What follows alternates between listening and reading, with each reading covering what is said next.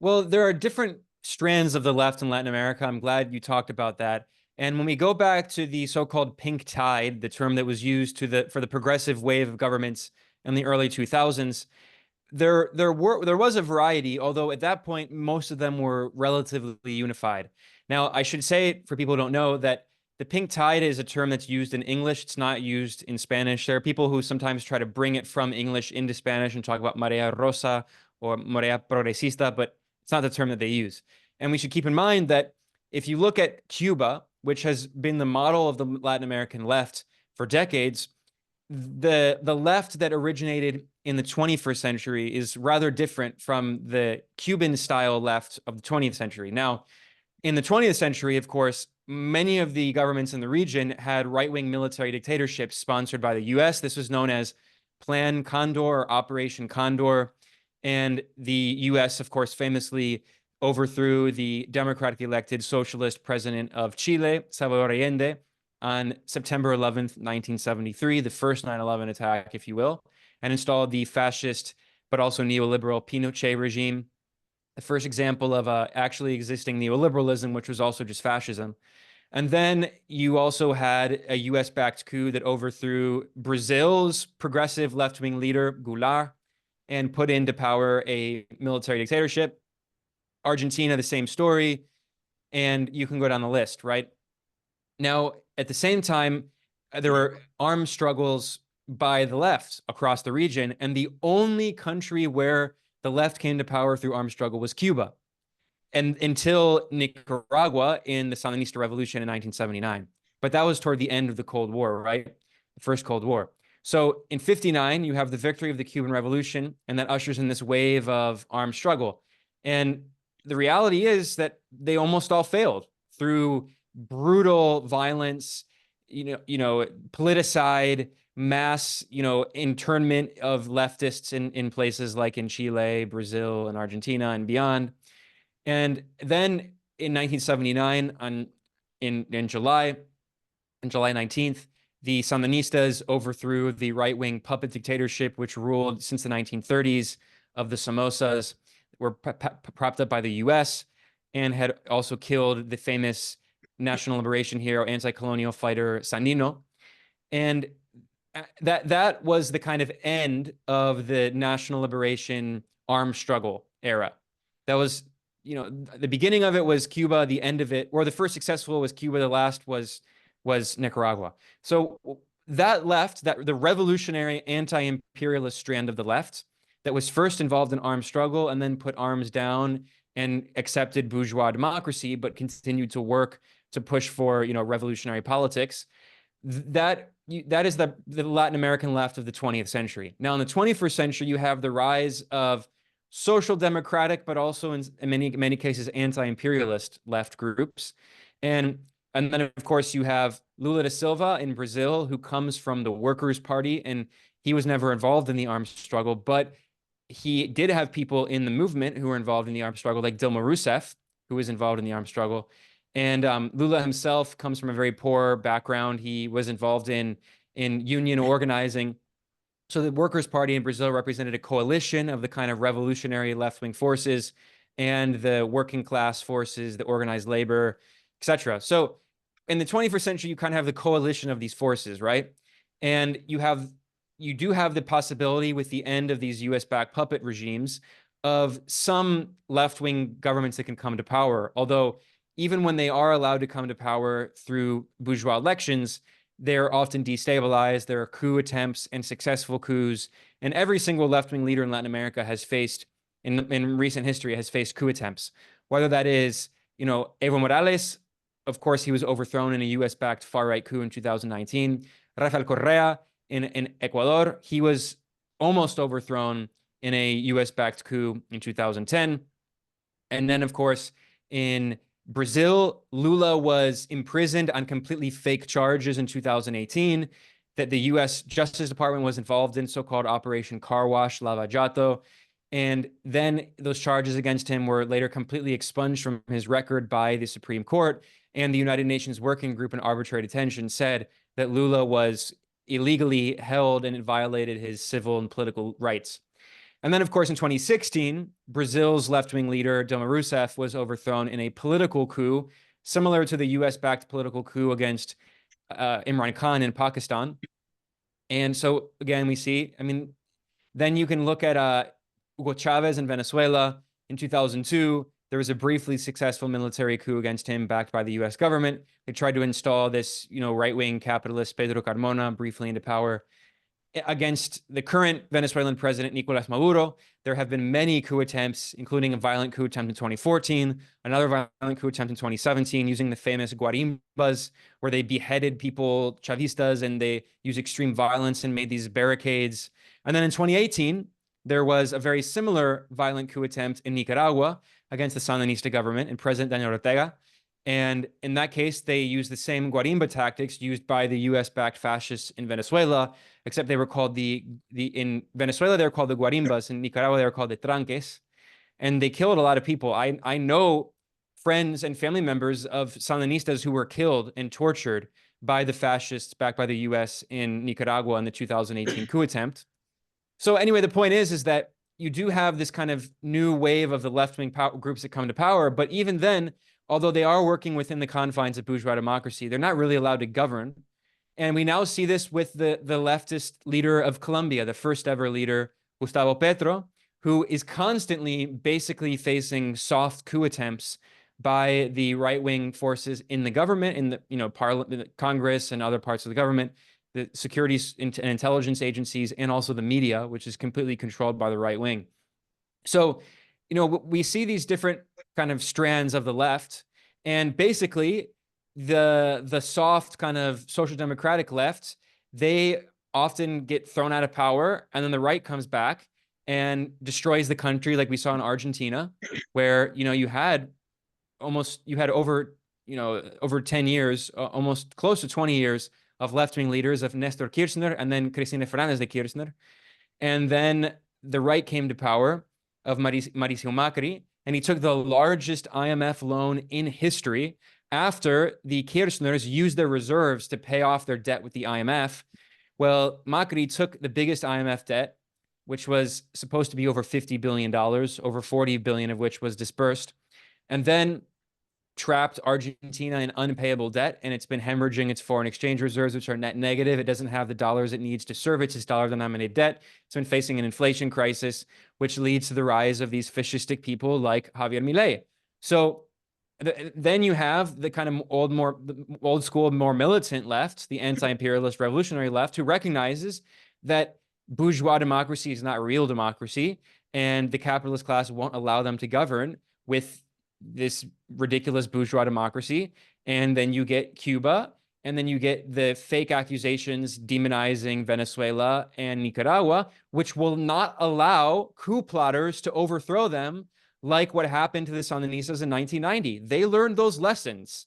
And when the Sandinistas came back to power through democratic elections in 2006, they made sure that would never be replaced. And so what we see is these often the younger, kind of more progressive left, represented by people like Gabriel Boric, who are often closely tied to so-called NGOs, right? The kind of nonprofit industrial complex, and often academia. In the case of Boric, he was never in the working class. He never really had a real job. He was from a comfortable petty bourgeois family. He became an anarchist student activist. It's important to keep in mind that Boric, probably the most right-wing of all of the left-wing leaders in Latin America, was an anarchist. And the most pro-imperialist of the so-called left-wing leaders was an anarchist and still calls himself a so-called libertarian socialist.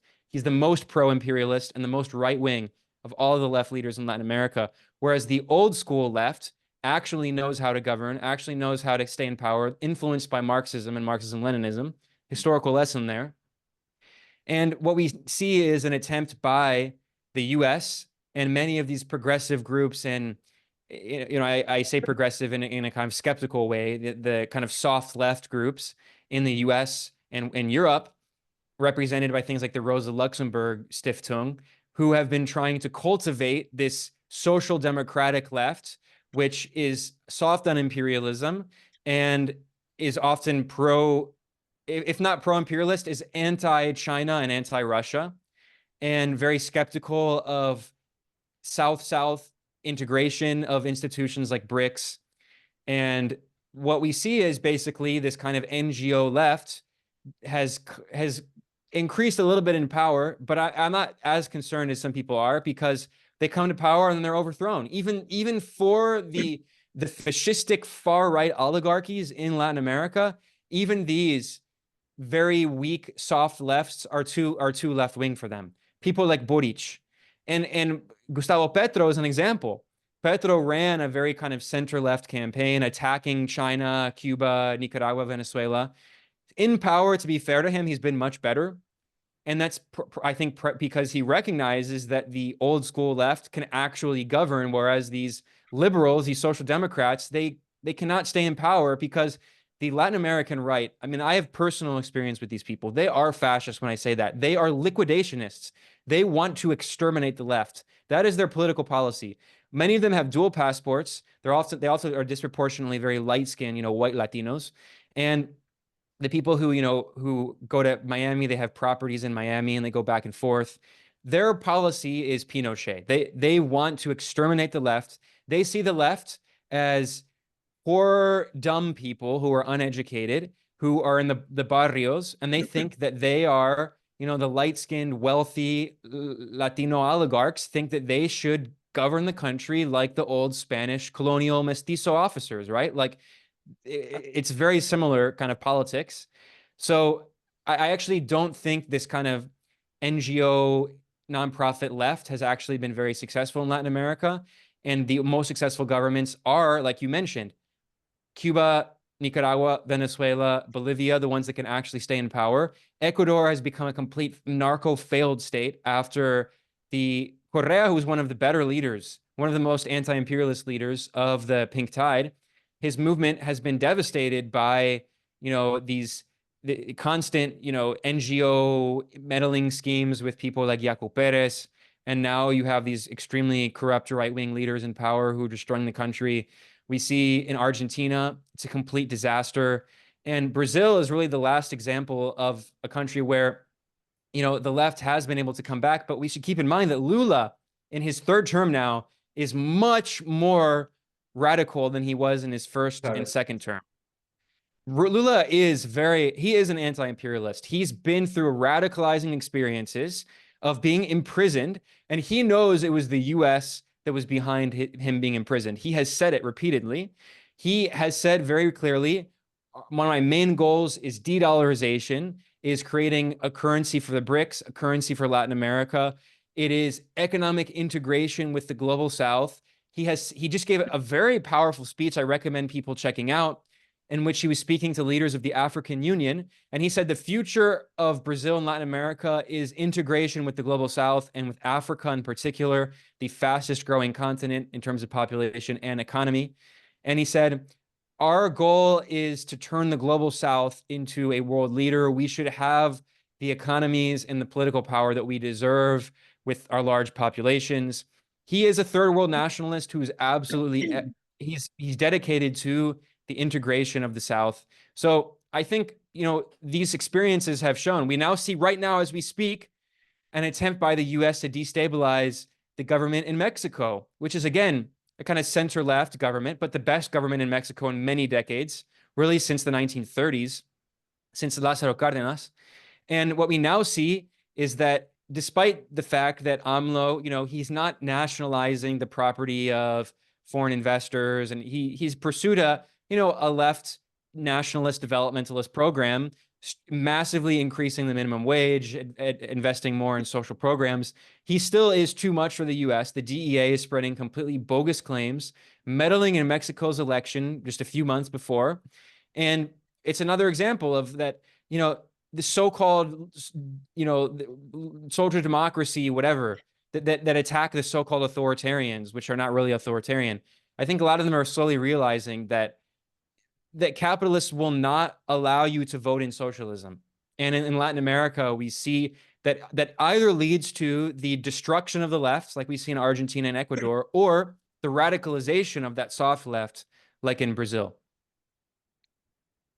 Yeah, I'm quite surprised to see the sort of hostility, let's say, among sections of my Brazilian left when it comes to Venezuela, for instance. I mean, with Cuba, they are relatively more moderate, but with Venezuela, even with Nicaragua, they are quite hostile to say the least.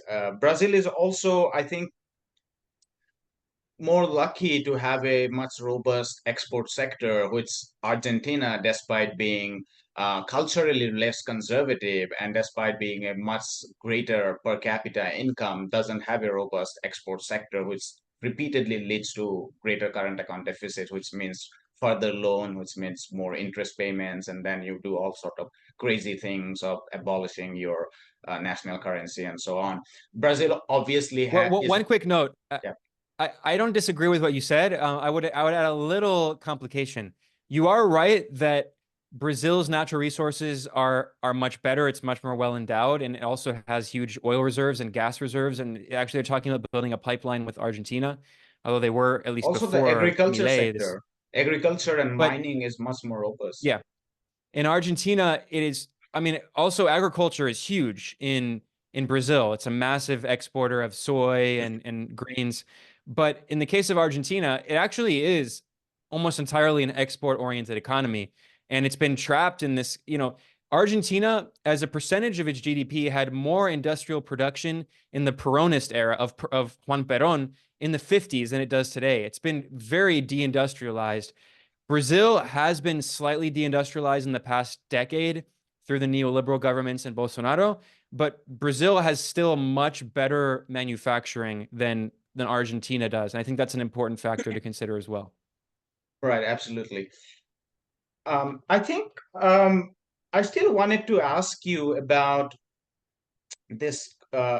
So when it comes to the more revolutionary left in Latin America, I think if one looks at the independent reports and the more reasonable reports, their programs on nationalization, on land reforms, on redistribution of wealth, on eradication of poverty campaign, illiteracy campaign, and so on have been quite extensively accepted across academia, but also multiple UN-related organizations. But on one thing where and tell me if I am completely hegemonized by the NGO left there, when it comes to freedom of expression, I don't find very favorable reports when it comes to, let's say, Nicaragua, where it is said that in the 80s, from 1979 to 1990s, the Sandinistas were very, very open, even with the presence of the Contras. But since 2006 and 2007, Ortega has become much more quote unquote authoritarian. They cite figures of atrocities committed during the 2018 to 2021-22 protests. And you have been involved in this personally. So do you find any merit in terms, obviously they don't mention on the same breath that Mexico is probably far worse when it comes to abuse against journalists. Like it's probably the worst place against for And journalists. Colombia. And Colombia, they don't. But when it comes to Nicaragua and Venezuela, are there any merits of the Amnesty International reports? I'm not even going for BBC reports and so on. Your response to that? No, none at all. Absolutely not. There's no nuance here. It's complete propaganda. These reports are written by right-wing activists who are against these governments. And in the case of Nicaragua, I know very well, I lived in Nicaragua for several years. I know very well that the media, almost all of the media is dominated by the right and the far right. And these are funded by the US government. All of the major newspapers in Nicaragua, the major media outlets, are funded by the US government. La Prensa, which is historically an organ, a mouthpiece of the most powerful right-wing oligarch family, the Chamorros, which was used by the CIA during the Contra War to spread fake news and propaganda. La Prensa has been historically funded by the NED. I've done reports showing that their editors have regularly met with the US ambassador and met with people from the NED and USAID. The same with Confidencial, which is also owned by another member of the Chamorro oligarch family. And they're going back to Spanish colonialism. They were the collaborators with colonialism. And then after the bourgeois nationalist government overthrew or declared independence in Central America. We just had the 200th anniversary of that. Then the Chamorros governed, excluding the Somoza dynasty of the US-backed dictatorship, they governed for most of Nicaragua's history. There are 8 different presidents in the history of Nicaragua from the Chamorro family. And they own a lot of the media, and those media outlets are funded by the US government. And the vast majority of media is just right-wing crazy propaganda. They blatantly publish false claims. I mean, I'm very critical of the US media, and obviously there are a lot of half-truths and distortions, but usually it's not completely 100% fabricated. I have in the US media, I have seen many things that are completely 100% fabricated in the right-wing Nicaraguan media funded by the US. Completely fake. I mean, it's not journalism. It is US propaganda used to destabilize the elected government. The same thing in Venezuela, the same thing in all of these countries. And in 2018, the right-wing US government-funded media outlets were openly calling for people to go out to overthrow the government. I'm not exaggerating. I've done reports on this. They weren't just saying people should go protest. They were saying, so for instance, 100% Noticias, which is a US government-funded propaganda outlet from Nicaragua, fascist, completely far, far, far right, very pro-Trump, pro-Pinochet. They were live streaming at the violent tranques, the blockades, calling for people to go to the blockades, and then they broadcast people calling to go to the presidential household, El Carmen, to storm it with hundreds of people, to get shot, and to hang President Ortega. They were literally live streaming these calls. That is not journalism. That is literally an incitement to murder of the president. And if you did that in the United States, you would be thrown in prison for decades. I mean, look what they're doing to Julian Assange. It is completely fake. This claim that Nicaragua or Venezuela violates press freedom, almost all of the media is right-wing, fascist, violent propaganda. The vast, vast, vast majority of the media. I mean, it's so crazy when you actually spend time in these countries. You look at social media, it's all dominated by this extreme far-right propaganda.